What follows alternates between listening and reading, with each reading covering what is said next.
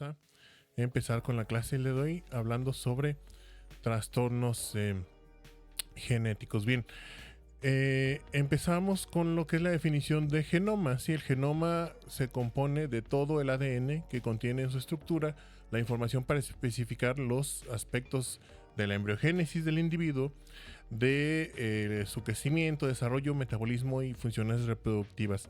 Contiene todos los aspectos que hacen que un ser humano sea un organismo funcional. Entonces, básicamente, nuestro genoma es lo que contiene todos, le vamos a llamar, entre comillas, instrucciones, y todas las instrucciones que hacen que nuestras células se desarrollen de cierta forma y trabajen también de cierta manera específica para constituirnos ya de forma integral como un organismo.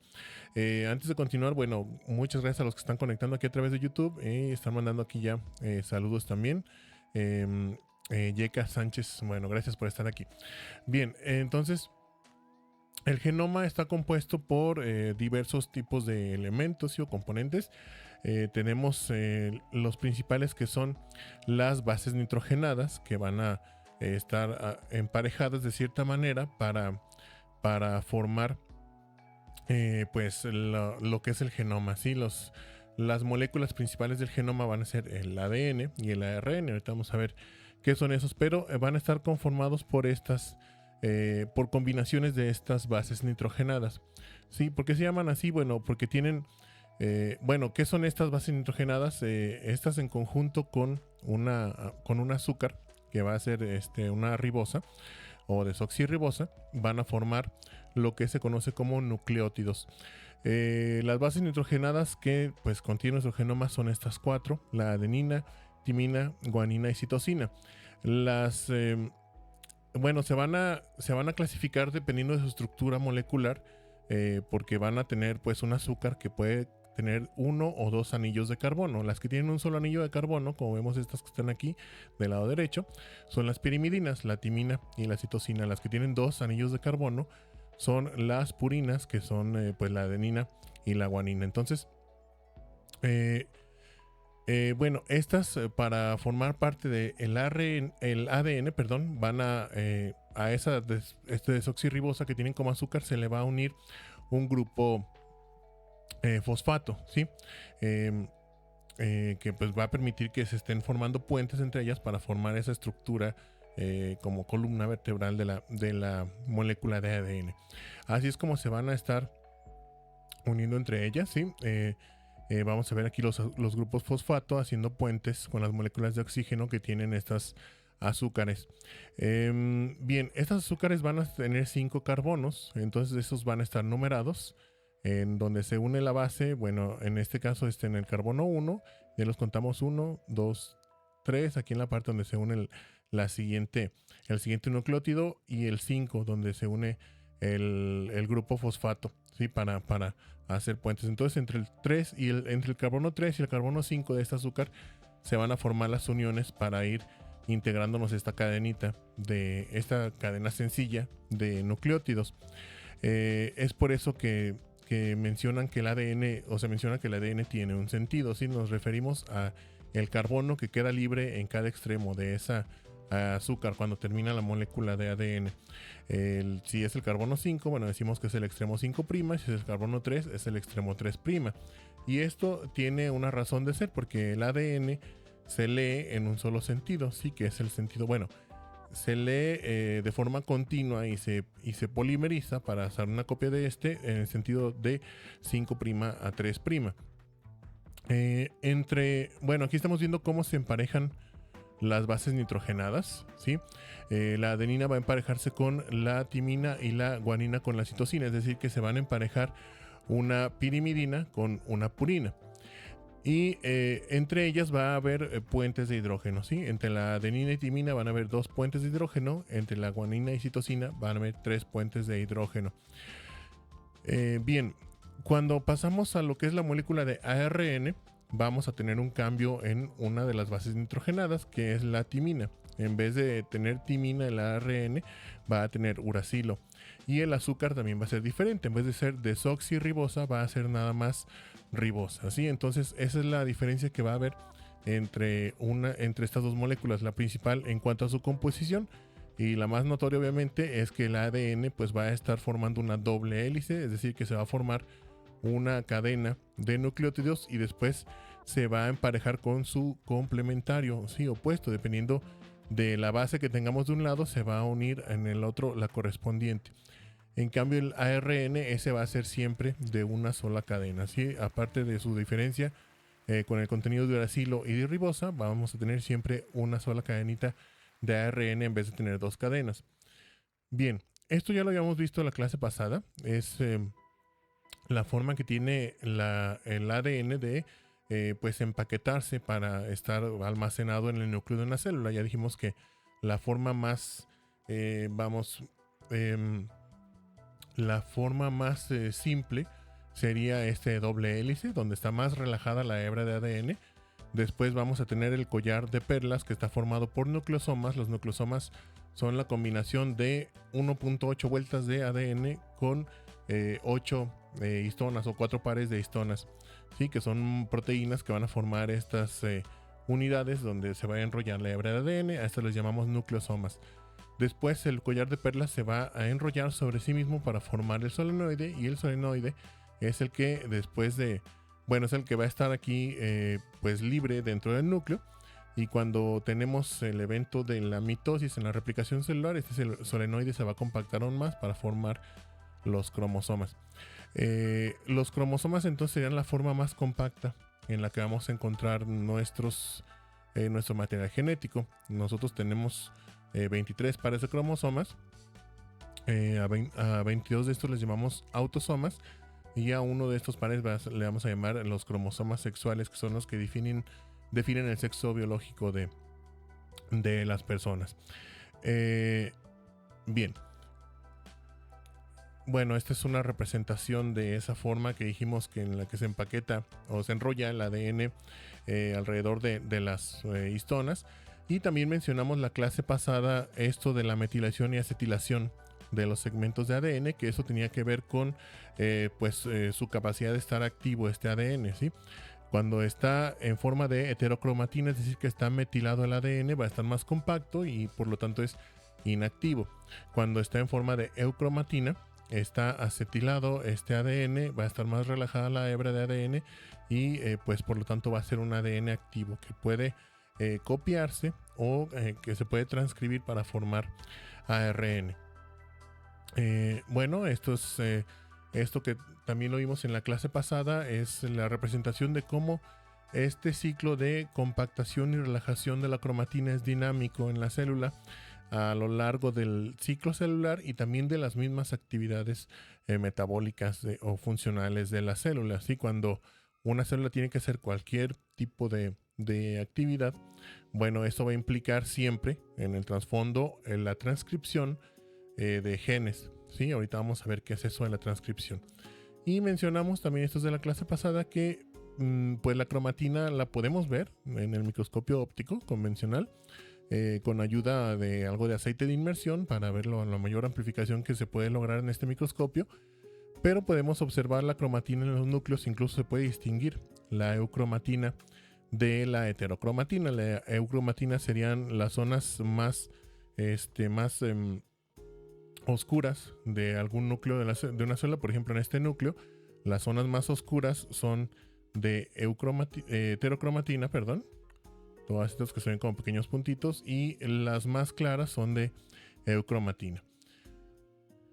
Aquí tenemos una fotografía de microscopía electrónica de transmisión donde se puede ver mejor aún esta distinción entre eucromatina y heterocromatina. ¿Sí? La heterocromatina sería todo esto que está más oscuro, ¿sí? Que en este caso es más electrodenso, y la eucromatina sería todo lo que está más clarito entre estos espacios azules contenido aquí dentro del núcleo de esta célula. Toda esta esfera que vemos en la parte central de la imagen es un solo núcleo de una célula. Bien, bueno, esto que estamos viendo aquí es el resumen de lo que se conoce como el dogma de la información genética, ¿sí? ¿Por qué se le llama así? Bueno, porque ya saben que los dogmas, bueno, son como que muy son la descripción de un proceso que es tal cual, o sea, no se modifica. Así es como fluye la información genética en los organismos eucariotas, ¿sí? ¿Sí? Y bueno, en general en el ADN o en la molécula de ADN que conocemos aquí en los individuos de nuestro mundo. Voy a bajar un poquito mi micrófono porque hay algo de ruido aquí en la calle. Bien, mientras aprovecho para agradecer los saludos que están mandando aquí por YouTube. Sí, Emily Martínez, Samuel Castaño, Richard Martínez y Marlene Flores, que están acompañando la transmisión. Listo. Bien, ¿en qué consiste esto del dogma del dogma central del ADN, de la información genética? Es el sentido en el que va a decodificarse y utilizarse la información que está contenida en el ADN. Sí, el ADN vamos a poderle hacer dos tipos de... voy a poder realizar dos tipos de función. Uno es la copia de sí mismo, a esto se le llama replicación. Y el segundo es la transcripción. La transcripción consiste en sacar a partir de un segmento de ADN un molde o una hebra de ARN. Entonces ahí ya cambiamos de molécula de ADN a ARN. Después esta molécula de ARN va a sufrir una serie de ediciones para quitarle lo que no se necesita. Y después de esa molécula final de ARN ya editada, se van a obtener cadenas de polipéptidos que después se van a transformar en proteínas. Entonces, el flujo de información de ADN a posteriormente ARN y finalmente proteínas es este dogma del genoma, ¿sí? Bien, ¿cómo es el proceso de replicación del ADN? Aquí lo estamos viendo de forma resumida.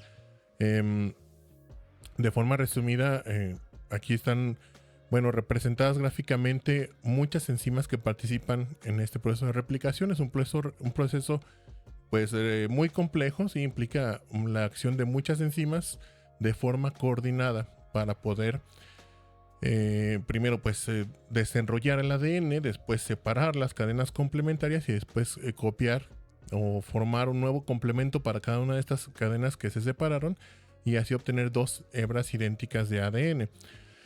¿Cómo se da esto? Bueno, primero vamos a tener la intervención de esta enzima, que es la topoisomerasa. La topoisomerasa va a desenrollar la hebra de ADN. ¿Sí? Entonces este sería el paso número 1. Una vez que se desenrolla la hebra de ADN con la acción de la topoisomerasa, va a entrar en función la enzima helicasa. Esta de aquí sería el paso número 2. Esta enzima helicasa va a separar, va a romper los puentes de hidrógeno que están entre las bases nitrogenadas y va a separar las dos cadenas.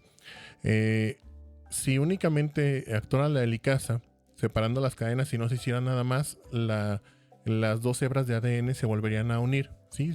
Simplemente por sus propiedades físicas o físico-químicas. Entonces se necesita alterar levemente de forma transitoria la cadena de ADN para que ésta no pueda volverse a unir hasta que termine este proceso o hasta que sea deseado. Entonces se van a unir estas proteínas que vemos aquí de color morado. Este sería el paso 3.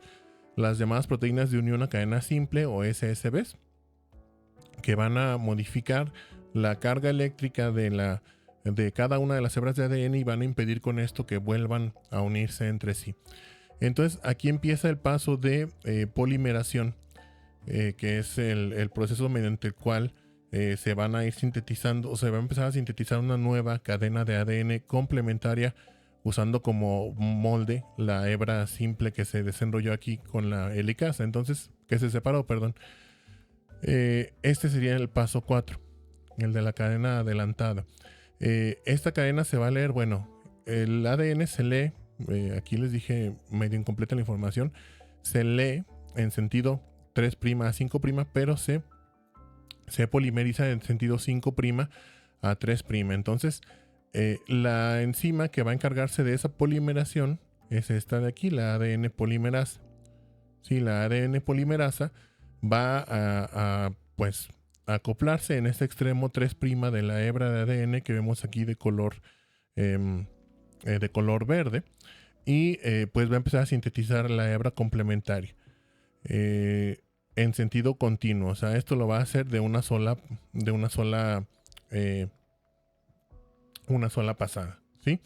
Va a hacerlo en este sentido. Así. Bueno, vamos a cambiar este color.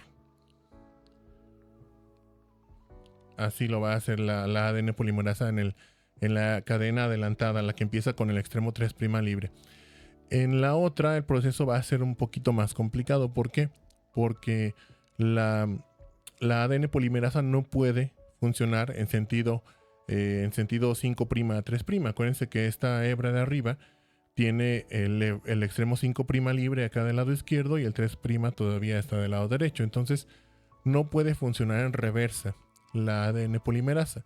¿Qué es lo que va a hacer? Va a unirse a una parte del ADN y va a sintetizar una cadena, un pedacito de una cadena. Después se vuelve a unir y sintetiza otro pedacito y va a hacer esto de forma saltatoria. Entonces a esta cadena o esta segunda cadena se le llama cadena retrasada.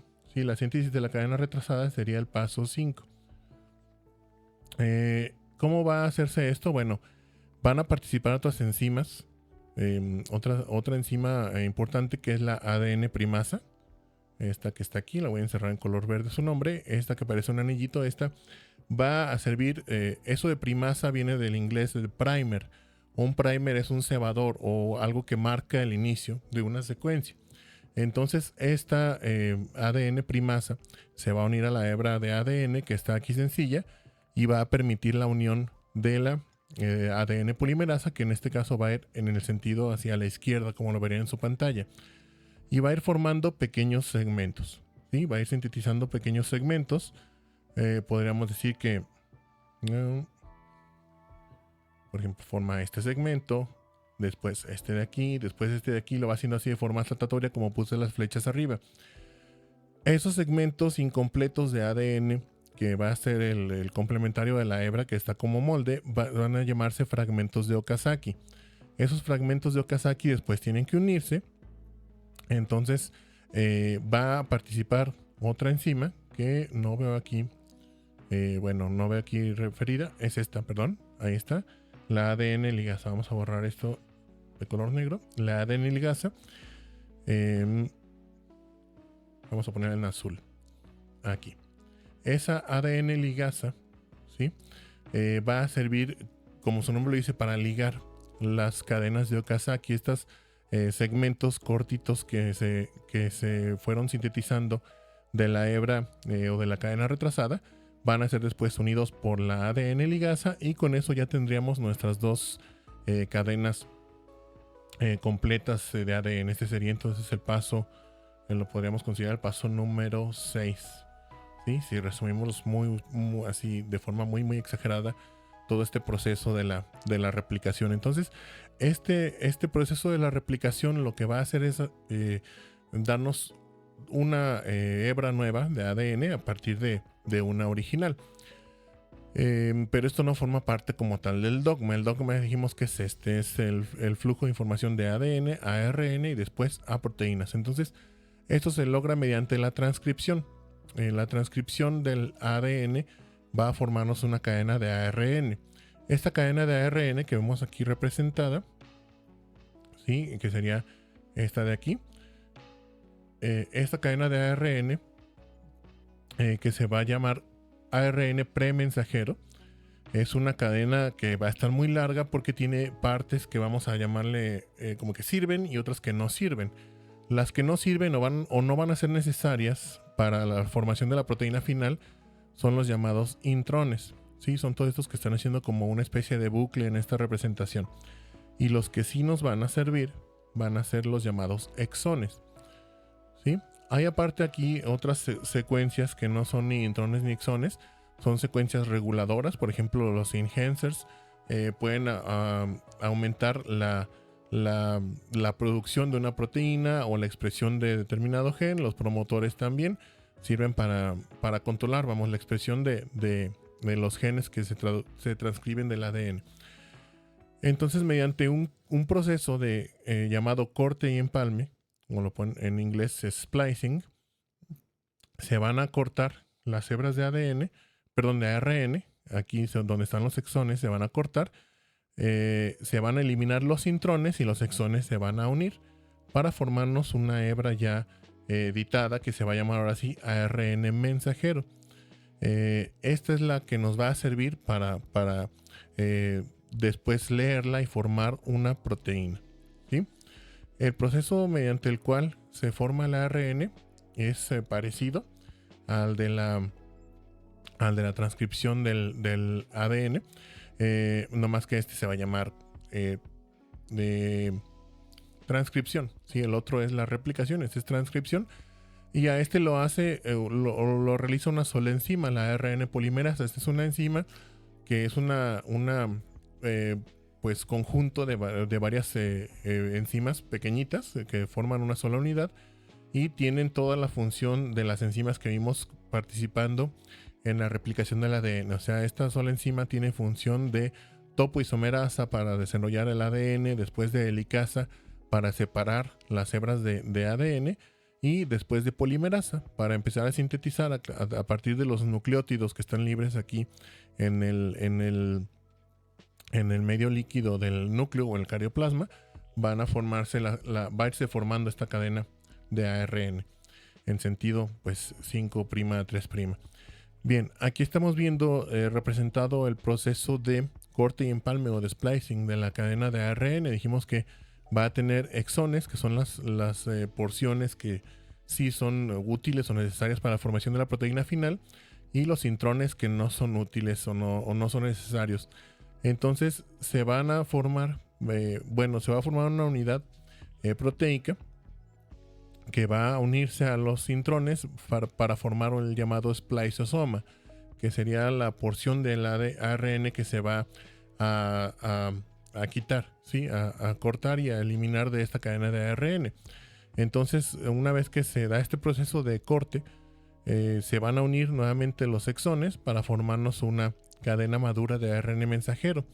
Este ARN mensajero va a salir del núcleo y pues va a ser leído en el citoplasma de la célula por los ribosomas, que lo van a traducir en varios de estos elementos que son los llamados aminoácidos. Sí, ya todos saben lo que son los aminoácidos, son los componentes más elementales de las proteínas, como si fueran los ladrillos que nos forman una proteína. Entonces estos los podemos clasificar en aminoácidos esenciales y no esenciales desde el punto de vista nutricional. Esta aclaración, es importante porque todos son esenciales realmente, todos los necesitamos para las funciones de nuestras células, pero eso de que sean esenciales o no esenciales desde el punto de vista nutricional quiere decir que algunos los tenemos que obtener forzosamente de la dieta y otros los podemos sintetizar nosotros mismos. Entonces los que son esenciales son la arginina, fenilalanina, histidina, isoleucina, leucina y el resto de aquí, y los no esenciales pues serían todos los de esta columna del lado derecho. ¿Cómo vamos a formar los aminoácidos o cómo se van a codificar? Bueno, van a estar codificados en grupos de tres pares de bases o de 3 bases nitrogenadas, porque ya estamos hablando aquí de ARN. Estos grupos de 3 bases nitrogenadas son llamados, vamos a poner aquí codones o tripletes, ¿sí? Así los pueden encontrar en la mayoría de las literaturas, codones o tripletes. Si se fijan, estamos viendo grupos de 3 en 3 bases nitrogenadas, y cada una de estas combinaciones puede codificar para un tipo específico de aminoácido. Por ejemplo, esta de uracilo, adenina uracilo, nos va a formar una tirosina, guanina, uracilo, una valina, etc. También hay secuencias que son muy importantes para regular este proceso de finalmente el paso del ARN a proteínas. Son las secuencias de control de start y de stop, ¿sí? O de inicio y de final de la lectura del ARN.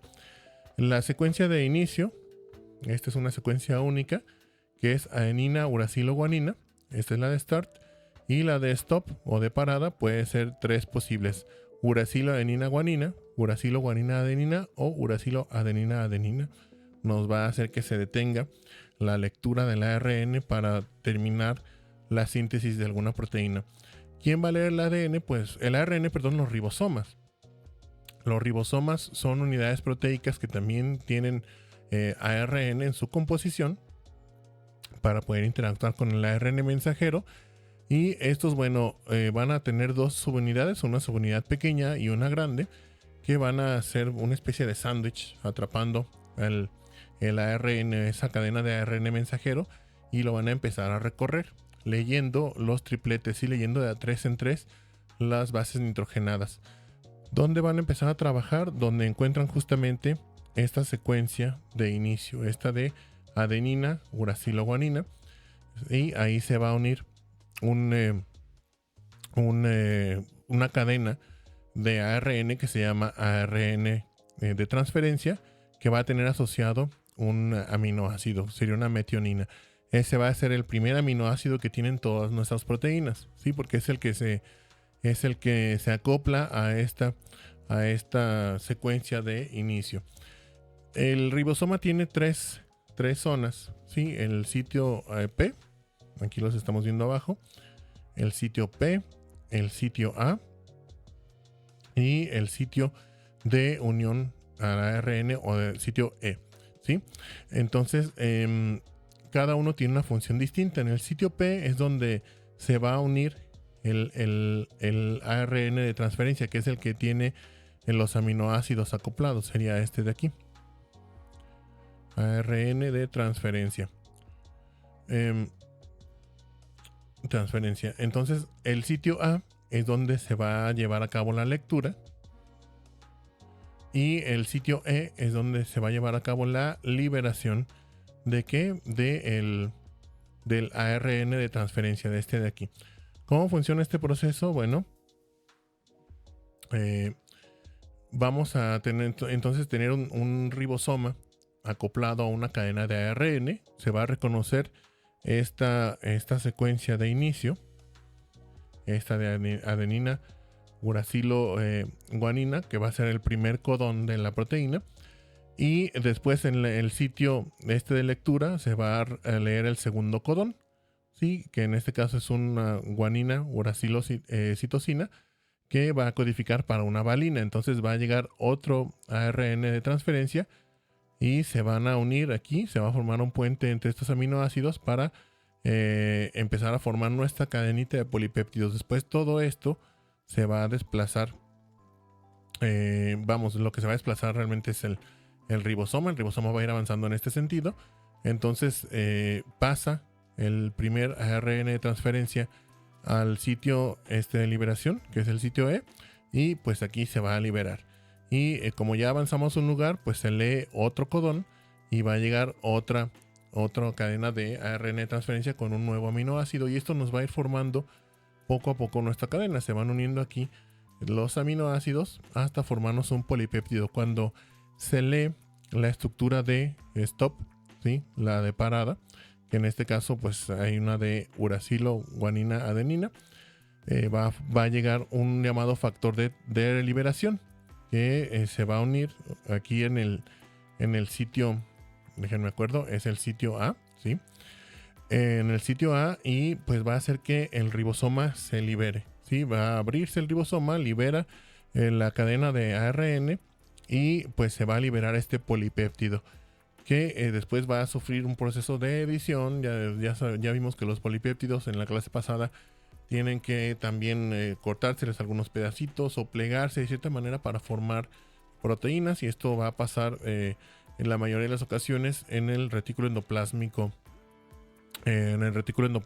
rugoso. Entonces, en el caso de los ribosomas que están en la membrana del retículo endoplásmico rugoso, la membrana del retículo endoplásmico se localizaría aquí, ¿sí? Unida a la porción, a la subunidad grande del ribosoma. Entonces, el polipéptido, hagan de cuenta que sería como inyectado hacia la luz del retículo endoplásmico rugoso, para que después ahí empiece su proceso de edición de esta proteína, ¿sí? O de este polipéptido.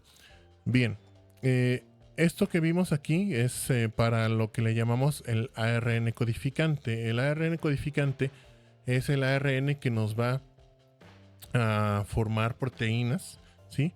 A formar proteínas que van a ser pues para funciones celulares o para la estructura celular.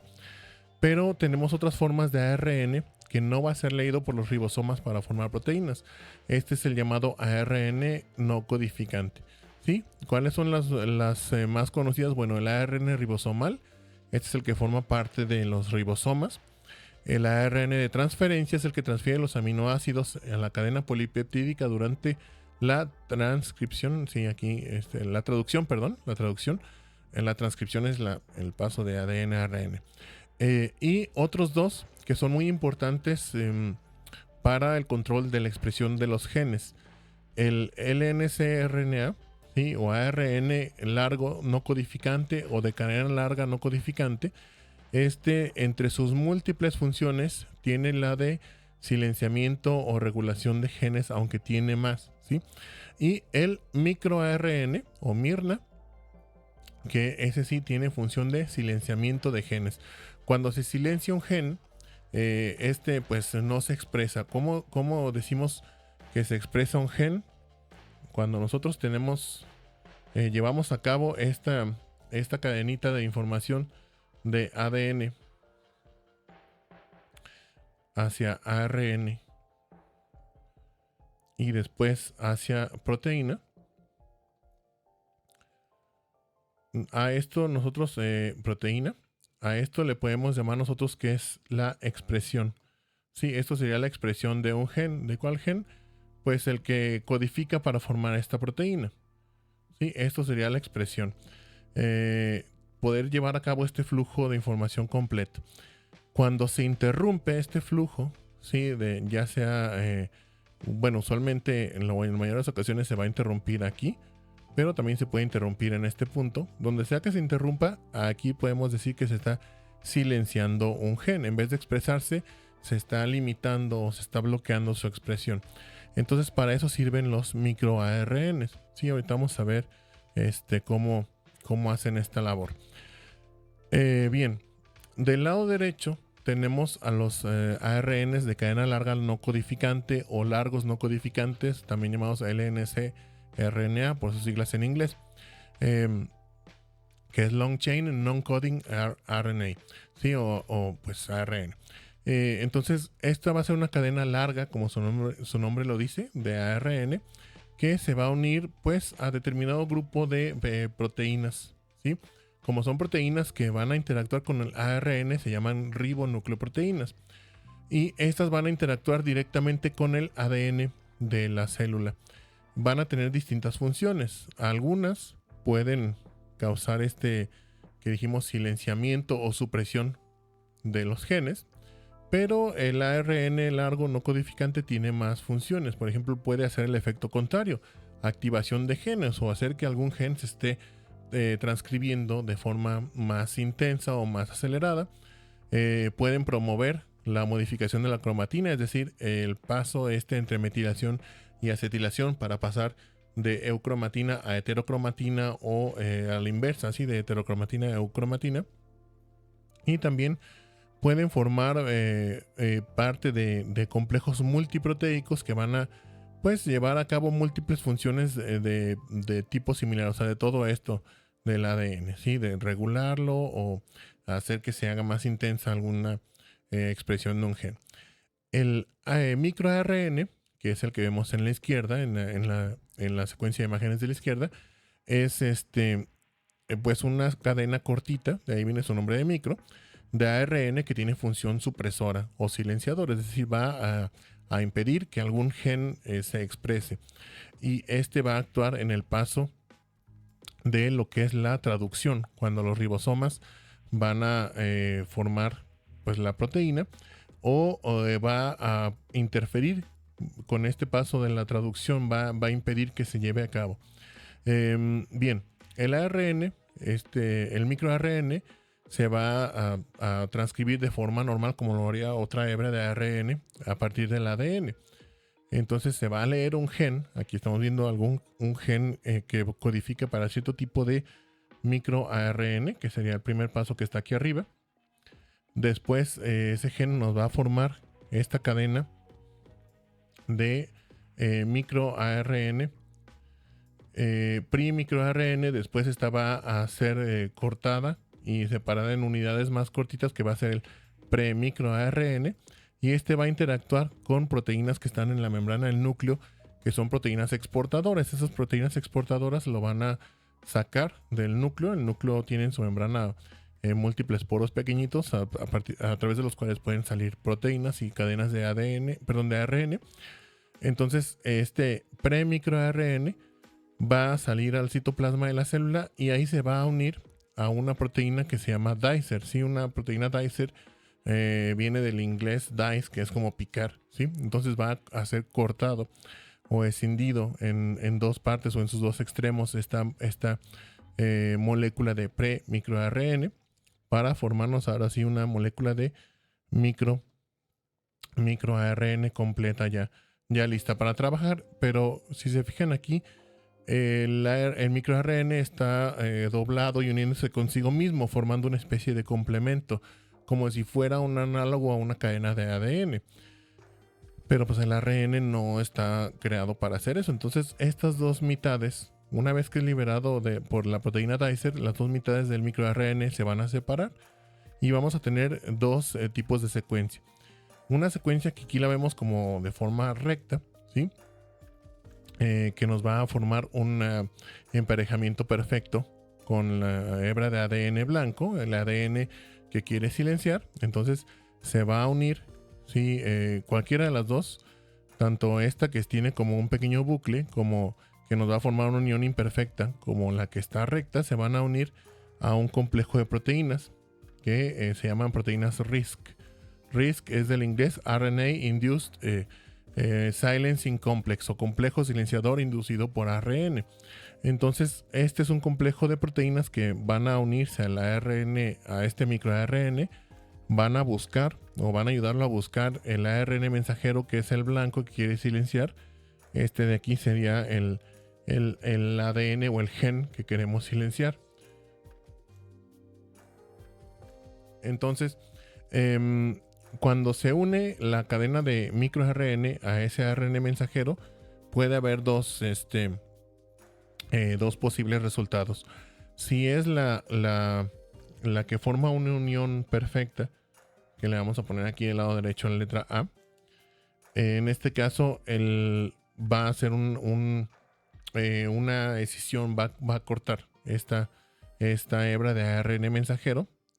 Y al ser cortada la hebra de ARN mensajero, pues si es una mitad no va a poder ser leída por los ribosomas, la otra mitad, si es leída, bueno, va a formar una proteína incompleta que no va a ser funcional y pues se va a destruir. Entonces se va a bloquear el producto final de la traducción. Y en este caso del emparejamiento imperfecto, aquí se va a quedar unido el microARN al ARN mensajero.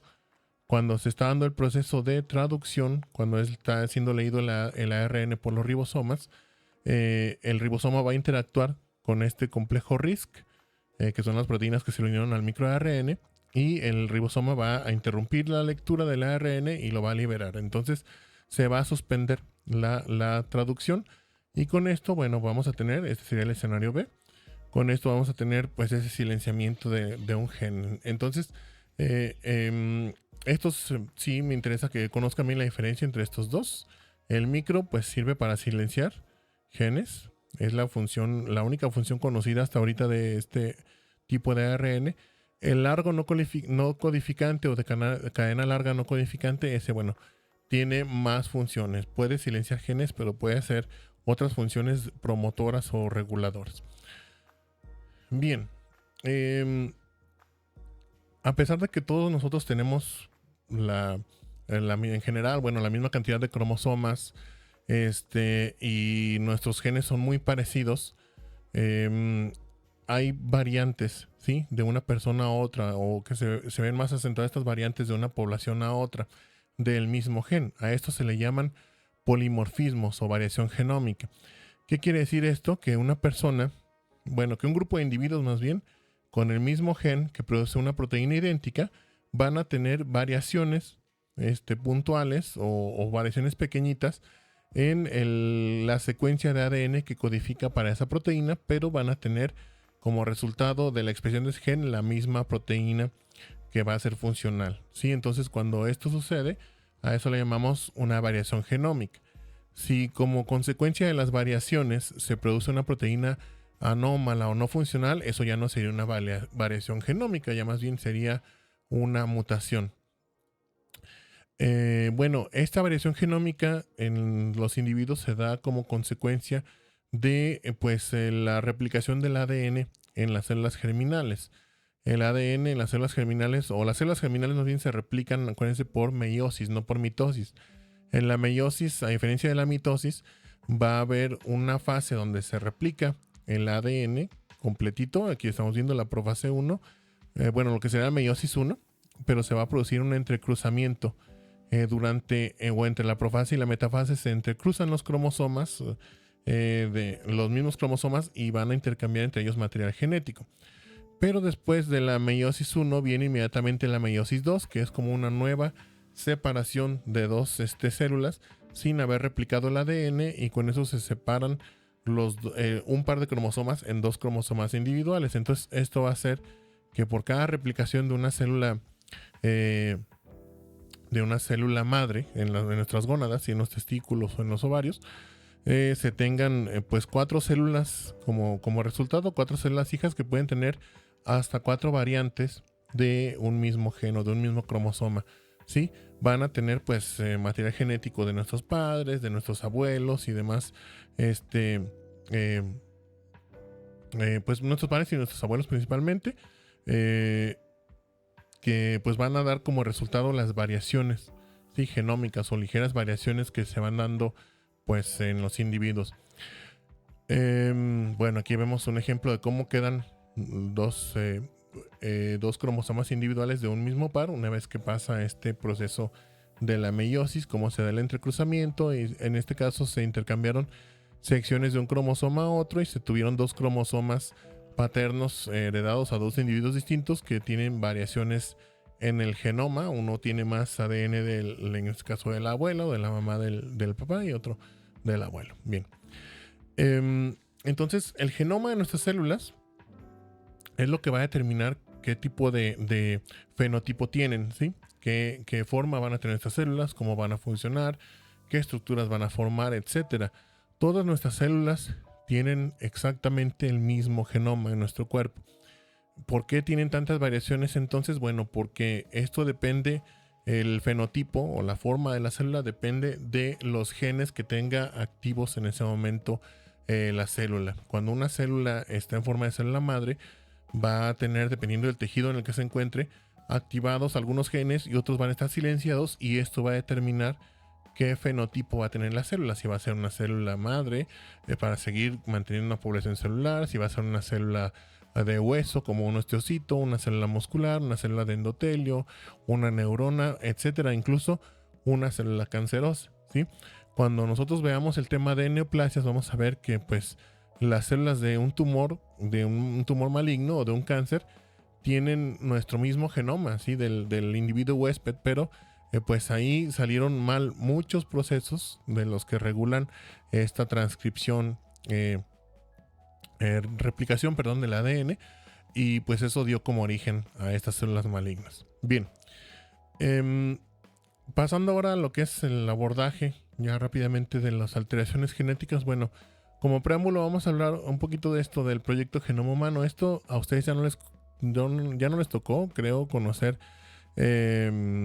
o estar en el preámbulo de esto, sí, de la espera de que se terminara el proceso del proyecto Genoma Humano. Este se terminó en abril del 2003, o sea, ya hace pues un buen ratito, ¿verdad? Me tocó a mí todavía estar a la espera en mi tiempo de estudiante de los resultados de este estudio. O sea, el estudio concluyó en 2003, pero fue hasta unos años después cuando se publicaron los resultados. Y esto prometía que pues nos iba a abrir las puertas ahora sí para conocer todo nuestro genoma y incluso controlarlo y demás. Realmente lo que planteó para la mayoría de los investigadores fueron más dudas. ¿Por qué? Porque se descubrió que de todo el genoma de una persona, que más o menos en promedio tiene unos 3.300 millones de pares de bases, o sea, 3.300 millones de pares de nucleótidos, solamente vamos a encontrar de 20 a 25 mil genes que son codificantes, es decir, que nos van a producir una proteína que va a ser funcional. Todo lo demás va a ser lo que le llamamos ADN no codificante, que es decir, que no nos va a formar una proteína final, y de ese hay mucho, ¿sí? Así como tenemos en el universo, por ejemplo, el misterio de lo que es la materia y la energía oscura, aquí también sería como un análogo a este ADN no codificante. O sea, en algunos casos ya se sabe bien para qué sirve, se sabe que no produce proteínas, pero que tiene otras funciones reguladoras. En otros casos todavía es un misterio para qué sirve pues todavía partes de este ADN no codificante. Entonces tenemos muchos tipos de ADN no codificante. Tenemos, por ejemplo, secuencias de ADN de copia única, que es un segmento largo de ADN en un cromosoma, pues que es una sola copia. Tenemos lo que se llama ADN repetitivo o secuencias de ADN repetitivo, en las que una secuencia de pares de bases de 50, 100, 300 pares de bases se va a estar repitiendo constantemente de forma consecutiva en un segmento de un cromosoma, ¿sí? Entonces esto, pues de estas secuencias de ADN repetitivo se conocen por lo menos lo que le llaman ADN satélite, que tienen función de regulación de la expresión de genes, y otras secuencias ya diversas. Y hay otras secuencias no codificantes, es decir, que no nos forman proteínas. Por ejemplo, las secuencias que codifican para los codones o tripletes de inicio y de terminación en la transcripción, perdón, la traducción del ARN, las secuencias promotoras y secuencias reguladoras de los genes. Entonces, hay mucho todavía que no conocemos del genoma humano, sobre todo de este que le llaman pues no codificante, que en inglés tienen un término muy despectivo, que es como llamarle ADN basura, sí, pero pues es bien sabido por todos, o bueno, por la mayoría de los científicos y profesionales de la salud y demás, que realmente pues es ADN que sí tiene funciones importantes. Si nos lo quitaran, pues no podríamos existir como somos. Bien, ¿qué relación hay entonces entre los genes y las enfermedades? Bueno, se ha estimado, este es un dato que viene en su libro de Patología de Robbins, que aproximadamente 670 de cada 1000 individuos van a tener una enfermedad genética diversa, ¿sí? Que tiene una mayor o menor expresión o severidad, etcétera, pero si se fijan es un porcentaje muy alto, más del 60% de individuos pueden o podemos llegar a tener una enfermedad genética. Es decir, no necesariamente vayan a pensar con esto como mutaciones de línea germinal o alteraciones cromosómicas como trisomía 21 que nos da el síndrome de Down o cosas así. O sea, múltiples variaciones genéticas que nos pueden incluso causar pues diabetes, hipertensión, cáncer, etcétera, ¿sí? Es decir, que la mayoría de las enfermedades que conocemos tienen un trasfondo genético conocido o en algunos casos oculto. Aproximadamente 50% de los abortos espontáneos se deben a anomalías cromosómicas que serían detectables si se hiciera el estudio genético de pues el producto del aborto. Aproximadamente un 1% de los neonatos tienen también alguna aberración cromosómica de importancia, y las enfermedades graves pues tienen un componente genético importante, o que tienen un componente genético importante, se manifiestan en aproximadamente 5% de los individuos menores de 25 años. O sea que en los individuos jóvenes, pues 5% más o menos tienen un componente genético grave. Y esto pues es también conocido por nosotros. Por ejemplo, en el caso de la patología, nosotros vemos en cuanto a neoplasias, que ya vamos a conocer unos temas más adelante. Hay varios tipos de neoplasias. Si ustedes buscan las neoplasias o tumores malignos en los niños, por ejemplo, lo más común es que sean linfomas o leucemias, que son neoplasias hematolinfoides, y tumores del sistema nervioso central o tumores germinales. Bueno, de células inmaduras o blásticos. Pero, por ejemplo, carcinomas como cáncer de piel, es rarísimo verlo en individuos jóvenes. Cuando nosotros vemos cánceres, por ejemplo, de piel, que es el ejemplo que se me viene ahorita a la mente, en individuos jóvenes está la mayoría de las veces asociado a alteraciones genéticas y a mutaciones importantes. Bien, vamos a definir una serie de conceptos antes de revisar ahora sí los tipos de alteraciones genéticas. Vamos a diferenciar entre estos dos términos, genotipo y fenotipo. Genotipo se refiere al conjunto de pares de alelos que constituyen la dotación genética de una persona, es decir, pues el contenido tal cual como viene de su genoma, ¿sí? Los genes y todo que viene ahí empaquetado en sus cromosomas. El fenotipo es la observación detectable del genotipo como rasgo morfológico, es decir, nosotros tenemos un gen que pues está codificado en nuestro genoma, pero cuando ese gen ya se expresa y produce proteínas, esto va a darnos cierta expresión observable, que puede ser desde cosas tan entre comillas simples como que el color de ojos, el color de cabello, la estatura, la complexión, hasta la expresión de alguna enfermedad, ¿sí? Entonces va a ser un rasgo morfológico, clínico, celular, bioquímico, etc. Bien, estos dos términos también, penetrancia y expresividad, son importantes para entender la afectación que pueden tener algunas enfermedades genéticas o trastornos genéticos. La penetrancia se refiere a la probabilidad de que un alelo o alelos mutantes presenten cualquier nivel de expresión fenotípica, es decir, que cuando nosotros tenemos un alelo mutante, ¿qué tan probable es que esa mutación me haga presentar algún síntoma de X enfermedad?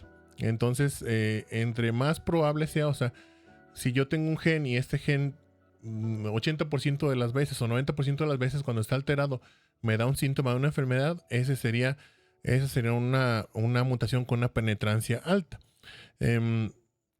O penetrancia completa. Si me da esta expresión de un fenotipo en un porcentaje menor, bueno, es una penetrancia incompleta o disminuida. La expresividad se refiere al grado de expresión de un genotipo causante de una enfermedad en distintos individuos. Es decir, ¿qué tanto está relacionado tal forma de algún gen con la expresión ya como tal de una enfermedad?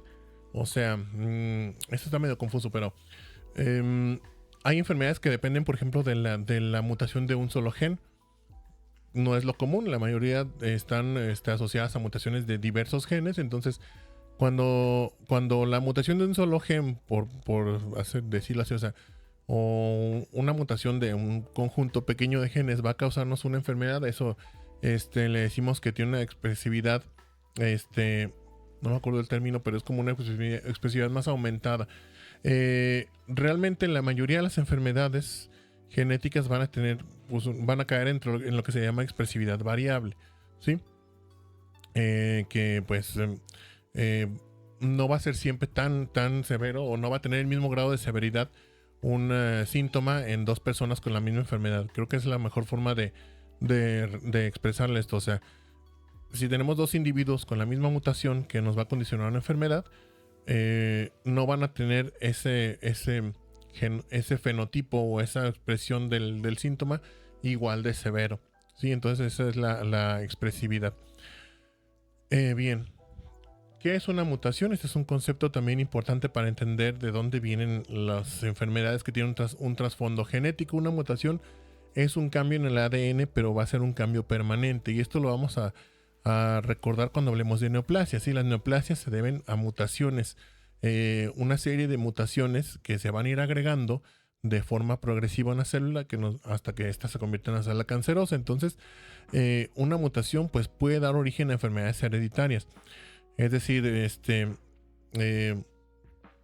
si por ejemplo yo soy un individuo sano y desarrollo de repente alguna mutación en mi genoma, esa mutación la puedo transmitir, y con eso, si yo desarrollo una enfermedad a causa de esa mutación y la transmito esa mutación a mi progenie, pues ahí estoy empezando yo, si estoy siendo el primer eslabón de una enfermedad hereditaria. Y si no, bueno, pues si yo recibí algún gen defectuoso de mi papá, que lo recibió de su abuelo, pues ya formo parte de la cadenita de este mismo tipo de enfermedades y enfermedades hereditarias. Bien, las mutaciones las vamos a encontrar de diversos tipos, dependiendo de la afectación que causen en el genoma. Vamos a encontrar mutaciones puntuales en las cuales se va a cambiar una base nitrogenada, que pues nos va a cambiar también en ocasiones el complemento. Entonces se cambia una sola base. A estas les llaman mutaciones missense.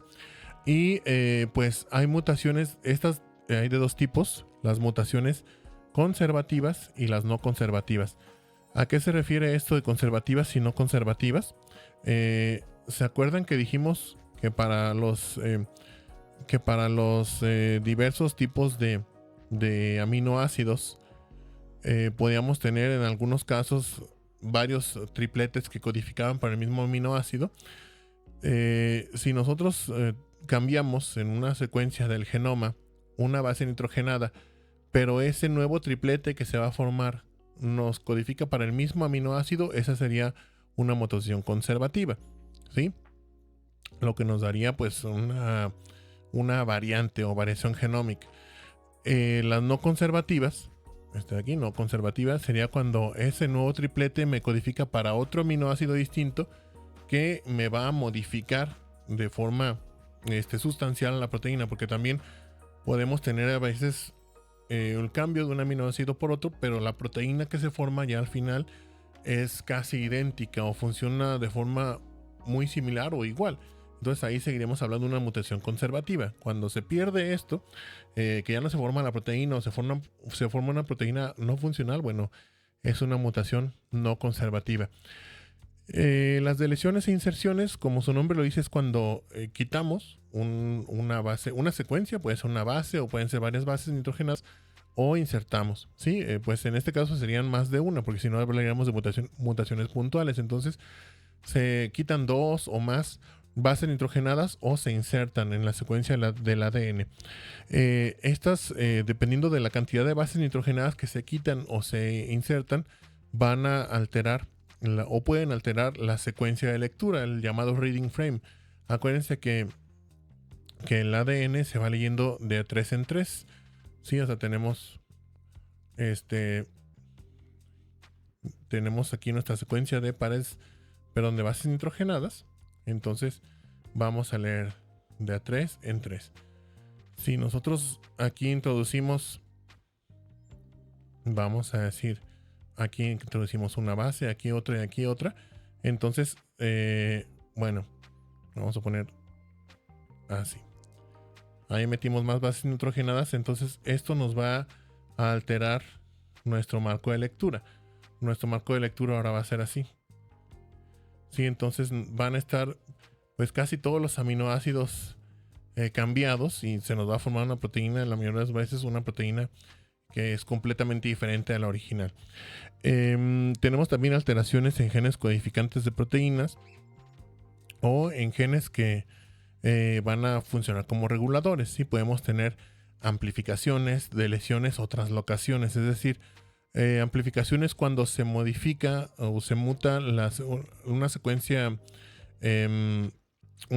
promotora de un gen. Entonces ese gen se va a estar expresando con mayor frecuencia. Eso va a ser una amplificación de ese gen. Por ejemplo, en el cáncer de mama nosotros vemos una alteración muy común que es la amplificación del gen HER2, y esto tiene aplicaciones clínicas y de tratamiento. O sea, una paciente que tiene un cáncer de mama que tiene amplificación de HER2, bueno, va a tener una enfermedad más agresiva, pero también tiene posibilidad de recibir tratamiento especialmente dirigido a eso, a ese proceso, que en algunos casos va a impactar de forma más severa sobre el tumor, mejorando en algunas situaciones la respuesta al tratamiento, ¿sí?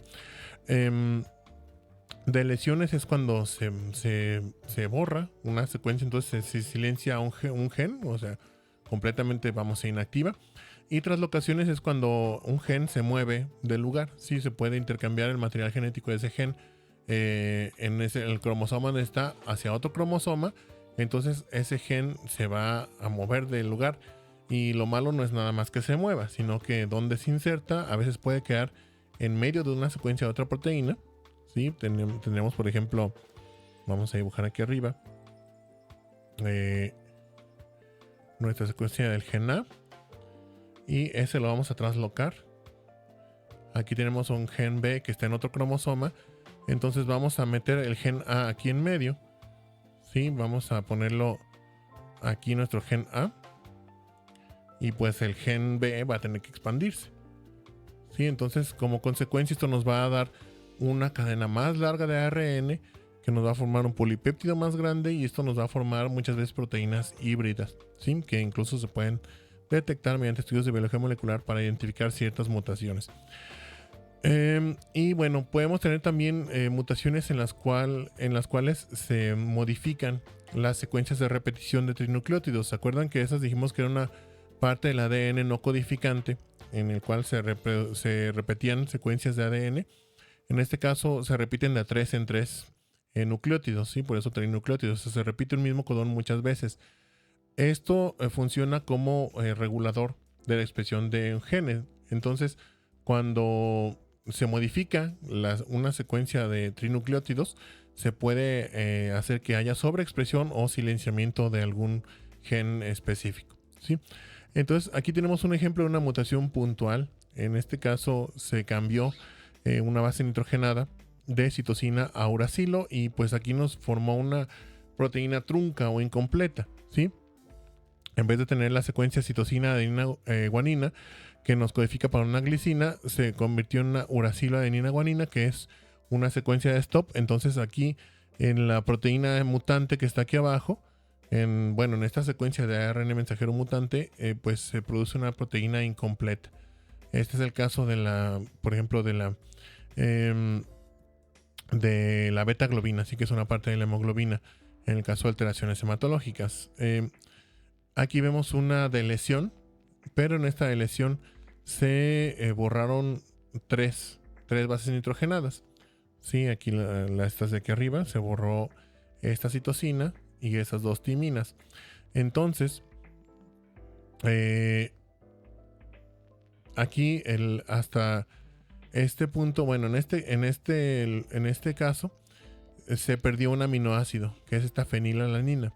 Si se fijan, ahora sí que por pura coincidencia, la timina que sobró aquí arriba, al unirse con los restos de este codón que codificaba para isoleucina, nos dio el mismo tipo de triplete o de codón. Entonces se mantuvo el marco de lectura igual porque quitamos 3 bases nitrogenadas. Y como se lee de 3 en 3, bueno, no se modificó el marco de lectura, pero también lo del resto de aminoácidos se siguieron leyendo igual. Únicamente perdimos esta fenilalanina. Y eso pues nos va a formar una proteína que ya no es completamente funcional. En este caso estamos teniendo una deleción, ¿sí? Una deleción puntual en esta mutación. Se está perdiendo una guanina y esto nos está alterando el marco de lectura. Como se perdió una sola base nitrogenada, pues se tiene que modificar la lectura para seguir leyendo de 3 en 3. Entonces aquí en el lado izquierdo pues nuestro ARN codifica para los mismos aminoácidos, y al llegar a este punto donde se dio la pérdida puntual de una base nitrogenada, se codifica el mismo aminoácido, pero a partir de ahí ya tenemos aminoácidos distintos, ¿sí? Que no corresponden con los originales. Entonces esto nos va a dar una proteína anómala. En este caso fue lo contrario. En vez de una deleción fue una inserción de bases nitrogenadas, que también nos alteró el marco de lectura y nos produjo pues una proteína anómala que terminó de forma también precoz, porque se formaron aminoácidos, o se codificó ya los codones para aminoácidos distintos. Hasta aquí, este punto, tenemos la misma secuencia de aminoácidos que en la proteína original, pero de ahí en adelante ya tenemos aminoácidos distintos, ¿sí? Que no corresponden el de arriba con el de abajo porque se modificó el marco de lectura, y pues terminamos con una con una secuencia de stop pues antes de tiempo, y esto produjo una proteína cortita y pues anómala. Bien, más conceptos que necesitamos conocer es este de homocigoto y heterocigoto. Homocigoto es un individuo que tiene ambos alelos de un gen normales. Los alelos son las copias de un mismo gen. Nosotros tenemos 2 copias de cada uno de nuestros genes, una en los cromosomas de nuestra mamá y otra en los cromosomas de nuestro papá. Entonces, cuando un individuo tiene los 2 alelos, las 2 copias, la de la mamá y del papá, que se consideran sanos, es decir, que no están asociados a alguna enfermedad, pues individuo homocigoto. Si tiene uno normal y uno mutante, va a ser un heterocigoto y un heterocigoto compuesto cuando tiene los dos alelos mutantes, es decir, que los dos alelos o las dos copias de un gen determinado se consideren mutantes o disfuncionales y estén asociados a alguna enfermedad. Finalmente creo que terminamos con esto los conceptos. Sería el concepto dominante contra recesivo. Un gen dominante es un gen que se expresa con mayor intensidad, es decir, que va a dominar sobre el resto de genes, o sea, sobre la otra copia del mismo gen. Y el recesivo es un gen que se expresa solamente cuando la otra copia está inactiva, ¿sí? Ya sea porque está mutante o porque está desactivada, porque nuestras células van a desactivar la mitad de nuestro genoma de forma aleatoria. Eso se le llama impronta genómica. Entonces, un gen recesivo es el que se expresa cuando no hay un gen dominante que esté normal o cuando los dos genes están alterados. Y el dominante pues es el que se expresa sobre la otra copia. Bien, entrando ya a las alteraciones genéticas, tenemos varios tipos. ¿Sí? Los más comunes o más abundantes son estos, los trastornos mendelianos. Esto tiene que ver con su forma de herencia. ¿Sí? Es decir, que siguen la herencia mendeliana, la que describió Gregor Mendel en sus estudios de genética. Usualmente son resultado de la mutación de un solo gen, pero que va a tener grandes efectos. Es decir, se muta un solo gen en el genoma, pero la mutación de este gen va a producir proteínas que interfieren con muchos procesos de la célula y esto nos va a dar un espectro muy grande de alteraciones fenotípicas en la célula. Siguen uno de estos tres patrones de herencia: la autosómica dominante, la autosómica recesiva o la ligada X. ¿A qué se refiere esto de autosómica dominante o recesiva? Es decir, que son genes que forman parte de los autosomas, es decir, de nuestros primeros 22 pares de cromosomas. Dominante o recesiva quiere decir que el gen mutante, cuando es una herencia autosómica dominante, si un individuo tiene el gen mutante, ese va a dominar sobre la otra copia.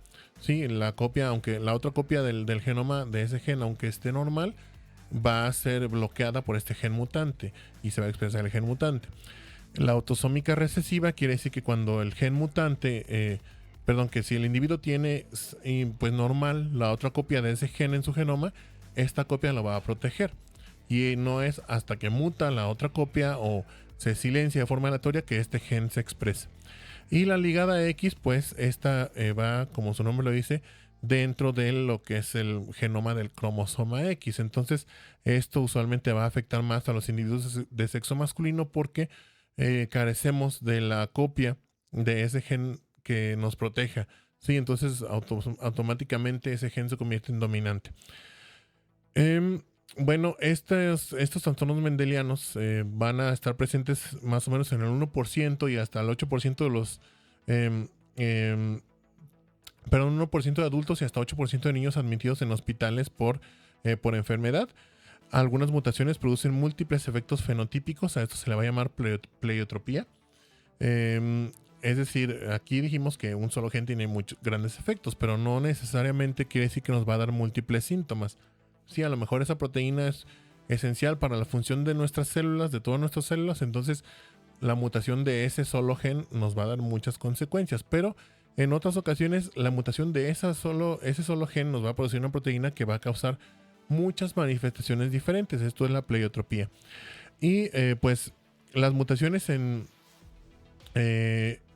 ocasiones se puede presentar esto de la heterogeneidad, es decir que podemos tener mutaciones en distintos genes. Es decir, yo tengo una mutación en un gen, mi hermano tiene la mutación en otro gen diferente al mío, mi hermana tiene una mutación en un gen diferente al de nosotros dos, pero los tres expresamos la misma enfermedad. Esto sería la heterogeneidad. Bien, el patrón de herencia autosómico dominante de estos trastornos mendelianos, entonces dijimos, como están los autosomas, pues afecta a ambos sexos y se manifiesta en individuos heterocigotos. Es común que tengan penetrancia disminuida y expresividad variable. Y bueno, se sabe que más o menos una reducción de un 50% del producto de este gen, o sea, de la proteína que produce el gen en situación normal, es suficiente para que ya se expresen los signos y síntomas de la enfermedad. En la mayoría de los casos, los signos y síntomas aparecen hasta la edad adulta. Y pues no todos los pacientes, en este caso no todos los pacientes afectados tienen padres que también tienen la enfermedad, es decir, o que tienen esa mutación. Es decir, que algunas mutaciones estas pueden surgir de nuevo en los individuos enfermos. Y pues sus manifestaciones van a ser muy variables y dependen de la naturaleza del gen implicado y de la proteína que se formaba de ese gen. Aquí tenemos algunos ejemplos. Esta es una tablita del libro de Robbins. Algunas enfermedades que siguen este tipo de herencia. ¿Sí? Estos son desórdenes autosómicos dominantes del sistema nervioso, urinario, gastrointestinal, etcétera. Entonces, por ejemplo, la neurofibromatosis, la enfermedad renal poliquística, la poliposis colifamiliar, el síndrome de Marfan, entre otras enfermedades, pues siguen este tipo de herencia. El patrón de herencia autosómico recesivo, este es el grupo más grande de trastornos mendelianos, está causado por alteraciones en ambos alelos. Acuérdense que aquí tienen que estar afectadas las dos copias, por eso es recesivo, para que se pueda expresar la enfermedad. Usualmente el rasgo no va a afectar a los padres y cada hermano tiene una probabilidad de un 25% de ser afectado. Si yo estoy enfermo, bueno, mis hermanos tienen hasta un cuarto o 25% de probabilidad de también tener la enfermedad y manifestarla. Bueno, si el gen, aquí ya entra parte de lo que es la consanguinidad. Si el gen que está afectado en la persona que tiene la enfermedad es un gen raro, o sea, es un gen en el que rara vez se encuentra una mutación o que se encuentren mutantes ambos alelos de una persona, esto pues aumenta la probabilidad de que esa persona enferma sea producto de una unión consanguínea. Sí, ya sabemos por qué, bueno, no vamos a hablar aquí de lo que es las alteraciones que produce la consanguinidad, pero básicamente todos nosotros, sí, yo, ustedes, todos, vamos a irnos al extremo, por lo menos un gen mutante de lo que sea nuestro genoma. Y tenemos la otra copia de ese gen para protegernos. Como en la mayoría de los casos, pues nuestros padres no están emparentados y no son consanguíneos. Si uno de nuestros padres tiene ese gen defectuoso, pues nuestro otro progenitor, nuestra mamá, nuestro papá, nos va a dar una copia que sí sirve de ese gen, y entonces con eso evitamos desarrollar o manifestar alguna enfermedad genética. En personas que son producto de uniones consanguíneas, pues como los genes estos van corriendo de forma más concentrada o se van diseminando de forma más concentrada entre los familiares, si hay una unión consanguínea en una familia que ya tiene pues genes mutantes como todos nosotros, esas mutaciones se van concentrando, entonces aumenta la probabilidad de que el papá y la mamá tengan el mismo gen defectuoso y le heredan las dos copias anómalas pues al hijo, a la hija, y con esto expresa la enfermedad. Entonces, cuando es un gen raro el que se afecta, hay más probabilidad de que sea un producto de una unión consanguínea esa persona enferma. Bueno, la penetrancia reducida y expresividad variable son menos comunes, es decir, que estos tienen casi siempre penetrancia completa y una expresividad pues aumentada. Y frecuentemente estas enfermedades de patrón de herencia autosómico recesivo se expresan en edad temprana, así en la infancia o en la adolescencia. Por lo menos un progenitor va a ser portador del gen mutante. En el caso de la autosómica dominante dijimos que a veces los progenitores no están afectados. Y pues las enfermedades que tienen más este patrón de herencia usualmente son las de las deficiencias enzimáticas. Como vemos aquí en esta tablita de Robbins, aquí estamos viendo el mismo ejemplo del caso anterior de la herencia autosómica dominante. Vemos del lado derecho varias enfermedades que siguen este tipo de herencia: la fibrosis quística, la galactosemia, la hemocromatosis, las talasemias. Todo esto está relacionado o tiene este patrón de herencia. Sí, son trastornos de este tipo, autosómicos recesivos.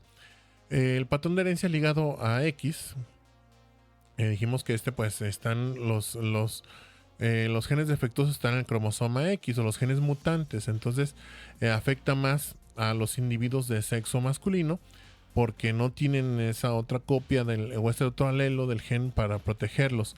En el caso de las mujeres, van a ser la mayoría de las veces portadoras asintomáticas, tienen únicamente el 50% de riesgo. Bien, los hombres afectados no van a transmitir gen a sus hijos porque pues sus hijos van a tener cromosoma Y, ¿sí? Sus hijos varones o masculinos, entonces no van a transmitirle a ninguno de sus hijos esa enfermedad, pero sus hijas todas van a ser portadoras. Como el hombre tiene el cromosoma X afectado en este caso, pues todas tus hijas van a tener ese único cromosoma. En las mujeres no, porque una mujer tiene dos cromosomas X, entonces a su progenie le puede transmitir alguno de los dos y con esto disminuye el porcentaje de riesgo para transmitir ese gen anómalo. Bien, en el caso de algunas mujeres, perdón, en el caso de algunas mujeres se puede llegar a expresar la enfermedad y ya sabemos que ellas van a tener la otra copia del alelo o el otro alelo para protegerlas, pero se puede llegar a expresar la enfermedad cuando se da el fenómeno de inactivación de X. Les dije que las células van a inactivar una parte del genoma, una de las copias del genoma de forma aleatoria, entonces si se desactiva el gen que estaba sano, entonces van a poder expresar la enfermedad las mujeres. Aquí vemos igual en esta tablita algunas de las enfermedades más comunes que tienen este patrón de herencia, de desórdenes ligados a X. ¿Sí? La distrofia muscular de Duchenne, las formas A y B de hemofilia, la deficiencia de glucosa deshidrogenasa, la A-gamma globulinemia, que es un trastorno muy grave del sistema inmune en el que no se producen inmunoglobulinas, diabetes insípida, etcétera, ¿sí? Bien, otro tipo de alteraciones genéticas, estas que vimos se dan los trastornos mendelianos. Estos que siguen son los trastornos multigénicos complejos. En los mendelianos dijimos que se alteraba un solo gen. Un solo gen tenía muchas consecuencias y pues nos hacía que expresáramos una enfermedad. Aquí estos trastornos multigénicos complejos, como su nombre lo dice, pues se van a tener alteraciones de múltiples genes, ¿sí? Son resultado de la interacción entre múltiples variantes genéticas y factores ambientales. Entonces estas enfermedades son multifactoriales, no nada más los genes son determinantes. Y aquí entran muchas de las enfermedades que ya conocemos, por ejemplo la diabetes mellitus, lupus eritematoso sistémico y todo eso tienen genes. Casi todas las enfermedades que conocemos tienen genes que ya se han descubierto asociados a la enfermedad, pero no son definitorios de la misma. O sea, no la alteración de los genes va a causar la enfermedad. Se requieren de otros factores, principalmente los ambientales. Bueno, algunos polimorfismos de genes van a estar asociados a múltiples enfermedades, usualmente del mismo tipo. Por ejemplo, los polimorfismos del HLA o complejo mayor de compatibilidad, que es una proteína que tiene una función muy importante para el reconocimiento de nuestras células entre sí. Algunas variaciones de este gen van a estar asociadas a distintos tipos de enfermedades de la misma rama, o enfermedades inmunes. Por ejemplo, hay ciertas variaciones del HLA que se asocian a lupus, pero esa misma variación se puede asociar a artritis reumatoide, bueno, principalmente esas dos, pero hay muchas, ¿sí? Muchas alteraciones, por ejemplo, inmunológicas, etcétera. Bien, hay variantes genéticas que se deben a alteraciones también en secuencias reguladoras, no necesariamente a la alteración como tal del gen, o sea que no es que se produzca una proteína anómala, sino que se puede modificar las secuencias que regulan y hacer a lo mejor que se silencie este gen, causando un déficit de cierta proteína que nos va a causar una enfermedad. Y pues los factores ambientales tienen un rol fundamental en la expresión de estos desórdenes multigénicos. Sí, hay personas que tienen pues alteraciones genéticas, vamos, ya estudiadas, pero no manifiestan la enfermedad hasta que se exponen a ciertos factores ambientales. Otro grupo de alteraciones genéticas son los trastornos cromosómicos. Estas son alteraciones ya mayores en cuanto al genoma, o sea, a la cantidad de material genético afectado, porque aquí pues se van a alterar cromosomas, ¿sí? No se van a alterar genes. Un gen pues es una secuencia del ADN. Aquí se alterarían partes completas de cromosomas. Entonces ya sabemos que tenemos 40 y aquí, bueno, 46 pares de cromosomas. Aquí sí se viene cuenta, sí. 46 cromosomas, perdón, aquí está mal esta palabra pares. Ya sabía que estaba algo raro. 23 pares de cromosomas tenemos, o 46 cromosomas en total. 22 pares van a ser los cromosomas llamados autosomas, y tenemos 2 cromosomas sexuales, ¿sí? O un par de cromosomas sexuales. Entonces, las aberraciones de este tipo de los trastornos cromosómicos em, pueden ser muy variadas. Pueden consistir en un aumento o una disminución en la cantidad de copias de un cromosoma, por ejemplo, las llamadas trisomías, tetrasomías o en cuando se pierde una copia de un cromosoma, o que se altera su estructura, ¿sí? Que se forman los llamados cromosomas en anillo, las translocaciones, todo eso que ahorita vamos a ver en las siguientes diapositivas. Em, Tenemos finalmente estos trastornos monogénicos de herencia no clásica.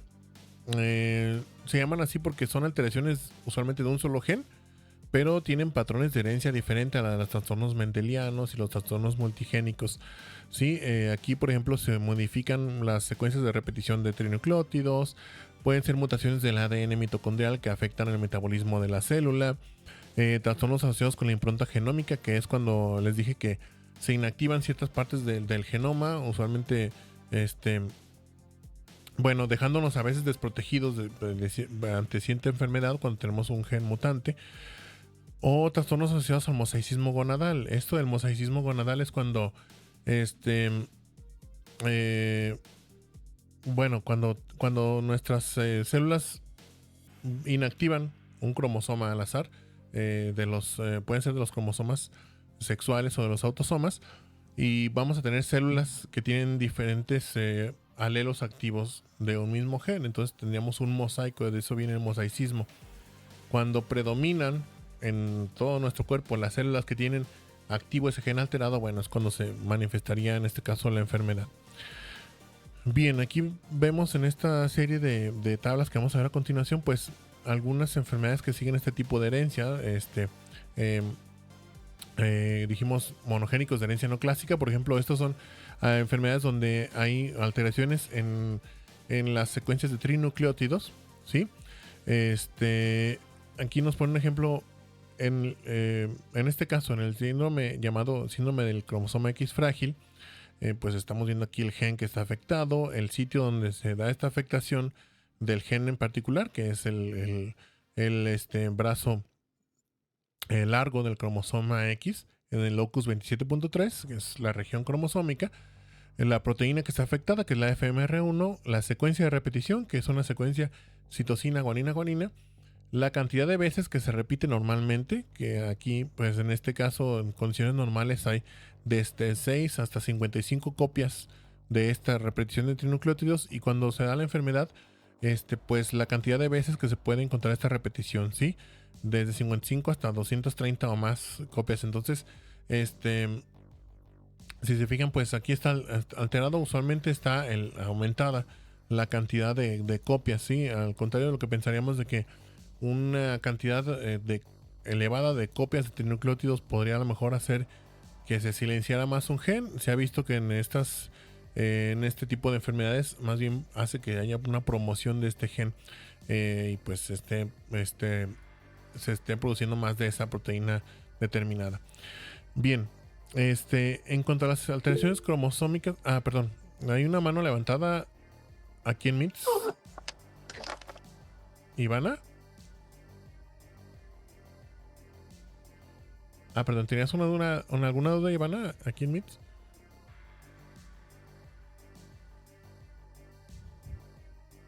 Perdón, ok. Está bien, gracias, Ivana. Bueno, en cuanto a las alteraciones cromosómicas que ya mencionamos ahorita en las diapositivas atrás, dijimos que eran alteraciones en la forma o en la cantidad de los cromosomas. Entonces tenemos, por ejemplo, la neuploidía, que es cuando se pierde la cantidad normal de cromosomas. Nuestras células son diploides, es decir, que tienen pues en pares los cromosomas. Cuando se aumenta la cantidad de copias de un cromosoma, se pierde esa diploidía y pues la célula se vuelve aneuploide.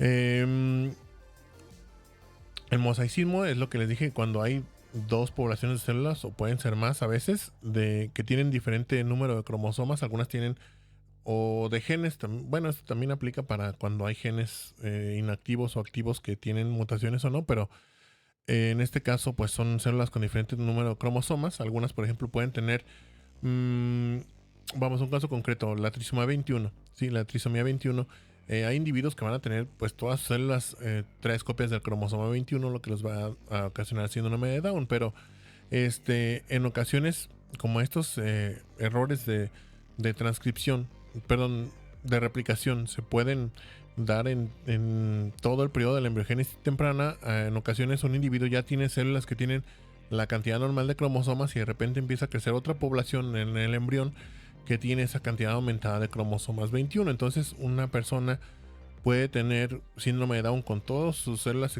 teniendo esa trisomía o con algunas teniendo esa trisomía. Dependiendo de qué cantidad de células tenga esa alteración, pues va a expresar más o menos la enfermedad. De lesiones, que esto igual que cuando vimos en las secuencias del genoma, que será cuando se quitaba un pedacito del genoma, también puede haber de lesiones en los cromosomas, pero aquí se perdía una sección grande del genoma de una célula, se perdiera un pedazo completo de un cromosoma. Dependiendo de dónde se origine o dónde se forme esta de lesión, nos puede alterar la forma del cromosoma. Entonces cuando se produce, por ejemplo, en los extremos de un cromosoma, el cromosoma se puede plegar y formarnos un anillito. Estos son los llamados cromosomas en anillo. Todo esto va a tener implicaciones obviamente a la hora de leer ese cromosoma. La inversión es cuando se rompe un cromosoma y después se vuelve a pegar esa zona de ruptura, pero al pegarse ese segmento que se liberó lo hace de forma inversa, ¿sí? Al revés. Entonces esto también va a alterar la lectura de los genes y la codificación de proteínas y la formación de los llamados isocromosomas.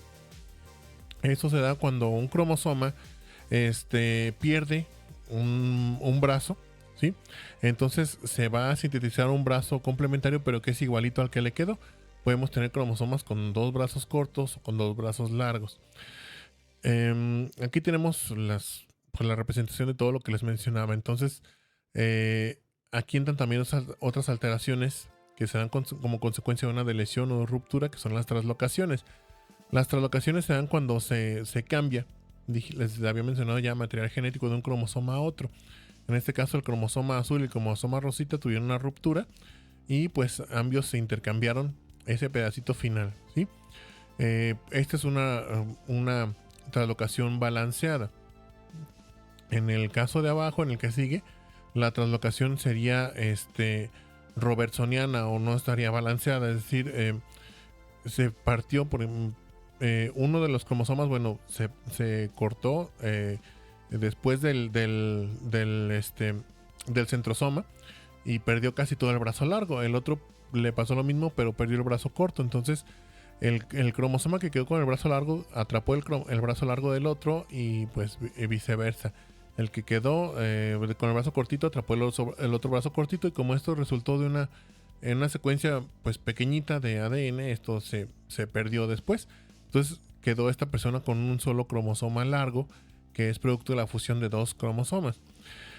Los isocromosomas se dan cuando se produce una ruptura. Se pueden dar como producto de la ruptura del cromosoma, ¿sí? En el centrosoma se separan el brazo largo del brazo corto. Entonces vamos a tener cromosomas que tienen 2 brazos cortos, como el de arriba, o 2 brazos largos. Las deleciones se dan cuando hay pues pérdida, ¿sí? de una parte del cromosoma, y esta se elimina, queda como fragmentos ahí, satélite de ADN. O las inversiones, cuando hay ruptura y después unión del cromosoma, pero ese segmento se une de forma inversa. Por ejemplo, el cromosoma que está aquí de color rosa, ese segmento que está en azul y rojo, si se fijan, quedó al revés en el lado de la derecha. Estas inversiones paracéntrica y pericéntrica tienen que ver con la posición que guarda el centrosoma con esa zona de inversión. Esta paracéntrica se dio por fuera del centrosoma, o sea, no involucró al centrosoma, y se dio únicamente en el brazo largo. Esta pericéntrica, aquí se cortó el cromosoma más o menos a la misma distancia del centrosoma, y se voltearon esos 2 brazos, ¿sí? El brazo corto y el brazo largo, dejando intercambiado la secuencia de ADN. ¿Alguien levantó la mano ahorita? No alcancé a ver aquí en Meets. Bueno, escuché, pero no vi quién era. ¿Alguien tiene alguna pregunta?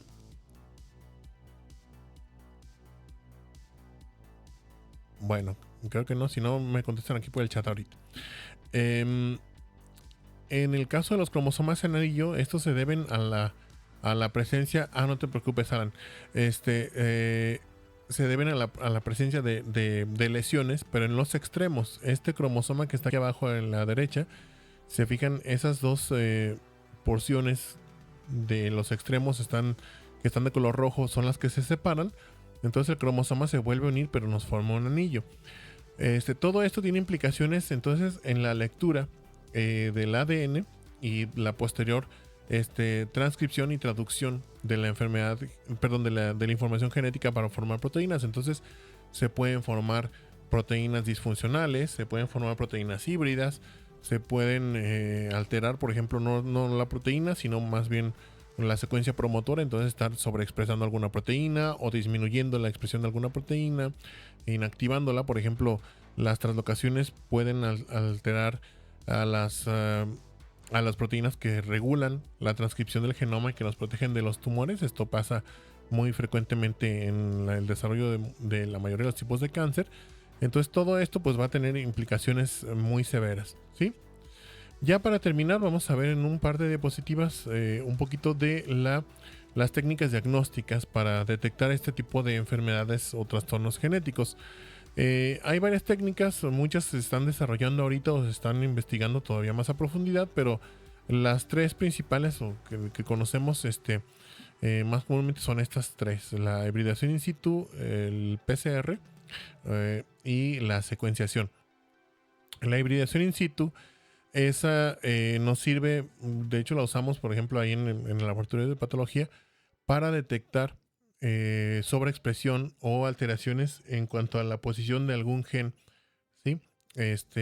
Vamos a hibridar, por eso se llama hibridación, o sea, vamos a poner a incubar el genoma de una célula con un pedacito de ADN que ya está sintetizado de forma artificial y que va a estar marcado.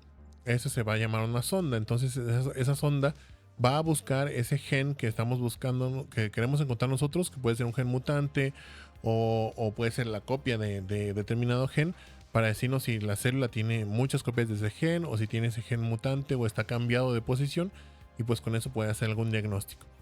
La PCR, ahorita vamos a ver una imagen para entenderla mejor. Miren, esta es la hibridación in situ. Pues aquí se somete a un proceso de calentamiento e incubación con algunas otras enzimas la célula para hacer que su genoma se separe, su ADN se separe. Entonces vamos a poner a hibridar este ADN de la célula con una sonda. Se le aplica como tal en una gotita. Esto lo hacemos así como si fuera una tinción, en una gotita sobre el tejido. Esa gotita de líquido va a tener muchas copias de ADN, que es ADN que se sintetiza de forma artificial ya con las alteraciones que estamos nosotros buscando, y va a estar marcado con una sustancia fluorescente o con una proteína que después va a reaccionar con un cromógeno. Entonces si está presente esa mutación, o si está bueno, ese gen pues obviamente sí va a estar, aunque no sea mutante, la sonda vamos a acoplar o a unir a todas las copias de ese gen que se encuentra. Entonces si hay sobreexpresión, por ejemplo, vamos a ver muchos puntitos de color en el núcleo de esa célula, o puntitos fluorescentes cuando hay aumento de las copias de ese gen. O si ese gen está, por ejemplo, cambiado de lugar, podemos verlo en separado o unido a algún punto de referencia. Se puede marcar, por ejemplo, un gen que está en el cromosoma 17. Se puede marcar el centrómero del centrosoma, perdón, el cromosoma 17 y ese gen. Entonces si están separados o muy separados, bueno, eso nos hablaría de que está movido ese gen. O se pueden marcar, por ejemplo, dos centrosomas de dos cromosomas diferentes, de donde ya se conozca que ese gen se trasloca frecuentemente. Entonces si ese gen que estamos detectando está en la posición más pegadita al centrosoma del otro cromosoma donde no debe estar, pues podemos nosotros determinar que ahí hubo una traslocación. Bien, la reacción en cadena de la polimerasa o PCR es lo que estamos viendo aquí representado. Es una forma en la cual, o es un proceso en el cual se puede, se amplifica una secuencia de ADN para detectar pues una secuencia ya específica, que puede ser, por ejemplo, una secuencia mutante de ADN. Nosotros a lo mejor estamos buscando un gen de una enzima que esté mutante, por ejemplo, en isocitrato de deshidrogenasa o alguna cosa, alguna enzima que esté asociada a la proliferación o a la ¿cómo le llamamos? Al avance, sí, a la progresión de ciertos tumores malignos, como son los tumores del sistema nervioso central. Entonces, nosotros estamos buscando, por ejemplo, cuántas copias de este gen hay, o si está aumentada la cantidad de copias en este gen, perdón, en la célula. ¿Cómo funciona esto? Se va a desnaturalizar el genoma de esta célula. Por medio de calor se separan las hebras de ADN. Después se va a poner a incubar el ADN con una mezcla de estas tres materiales. Primers, que son los cebadores o secuencias que van a reconocer el inicio y el final de la secuencia de ADN que estamos buscando. Nucleótidos y ADN polimerasa, que va a encargarse de hacer, bueno, si está presente ese gen, se va a unir al primer, la ADN polimerasa, y va a empezar a hacer su trabajo de copiar ese ADN y nos va a formar múltiples copias. Entonces, para este tipo de ensayos ya se conoce, por ejemplo, que cuando está presente una mutación, como se llevan a cabo en un diverso número de ciclos, ya se sabe que para el segundo ciclo va a haber tantas copias de ADN, para el tercer ciclo tantas, para el cuarto ciclo tantas, etcétera. Entonces, con esto se puede determinar si, al ver ya el producto final al cabo de X cantidad de ciclos, si hubo o no amplificación de ese gen, o sea, si está en la cantidad de copias que se esperaba de ese gen que se está buscando. Entonces, con esto pues se puede determinar si hay mutaciones, si hay inversiones en los cromosomas, si hay translocaciones, etcétera. Incluso se puede detectar no nada más mutaciones del genoma, se pueden detectar material genético de algunos microorganismos, por ejemplo virus, bacterias y demás, para pues poder saber si una persona está infectada, por ejemplo, y el principio es el mismo. La secuenciación, esa tiene que ver con la determinación del el número exacto de pares de bases y la secuencia, de ahí viene su nombre, que tienen estas en la cadena o en una región dada del ADN de la persona, para poder detectar igual alteraciones genéticas ya conocidas que estén buscando. Para muchas enfermedades ya hay secuencias anómalas del ADN que son conocidas, es decir, para el gen, por ejemplo, el de la isocitrato de deshidrogenasa, que es una enzima que está mutante en algunos tipos de cáncer del sistema nervioso central. Ya se conocen las secciones o las secuencias de ese gen que mutan con mayor frecuencia. Entonces se puede hacer una determinación del genoma, o sea, revisar cómo está la secuencia de bases nitrogenadas en esa parte del genoma de la célula donde se codifica esa enzima. Y si está X secuencia así determinada, como ya se sabe que sería la mutante, bueno, se determina que la célula tiene esa mutación y por lo tanto pues estamos, bueno, con eso se puede conseguir el diagnóstico. Estos procesos son realmente engorrosos, no crean que están sencillos. Voy a ver si tengo oportunidad de subir ya de forma independiente al canal algún video donde se explique mejor esto, con un poquito de ayuda, bueno, pero pues para tratar de que queden mejor entendidos. Ahorita por lo pronto, con que sepan que están estos métodos de detección, si la hibridación in situ, PCR y secuenciación, para poder detectar estas detectar o diagnosticar estas alteraciones genéticas, o la mayoría de las alteraciones genéticas. Para finalizar, ¿qué es esto del CRISPR? Esto es lo vamos a ver más a detalle cuando hablemos de patología infecciosa o de enfermedades infecciosas. ¿Por qué? Porque es un mecanismo que tienen las bacterias para defenderse de sus predadores naturales. Sí, ya después vamos a ver qué es eso. Pero básicamente el CRISPR es una herramienta que permite la edición del genoma. Sí, la edición puntual del genoma. Si se tiene identificada una secuencia anómala de genoma, se puede eliminar esa secuencia e insertar una secuencia normal para, por ejemplo, corregir una mutación en un gen, inactivar alguna proteína que esté favoreciendo el crecimiento de un cáncer, etcétera. Y este es el objetivo que se quiere alcanzar con las investigaciones de la terapia genómica, ¿sí? Para muchas enfermedades. Bueno, creo que con esto terminamos la clase de hoy, ¿sí? Aquí, bueno, está la bibliografía que se consultó para esta materia, por si quieren abundar un poquito más. Para este tema, perdón. No sé si tengan alguna pregunta antes de despedirnos, los alumnos o los que estén aquí viéndonos a través de YouTube. Pues pasen bonita noche, descansen y nos veremos aquí mañana entonces con el tema de adaptación, lesión y muerte celular. Hasta pronto, bonita noche, que descansen. Gracias. Por nada, nos vemos.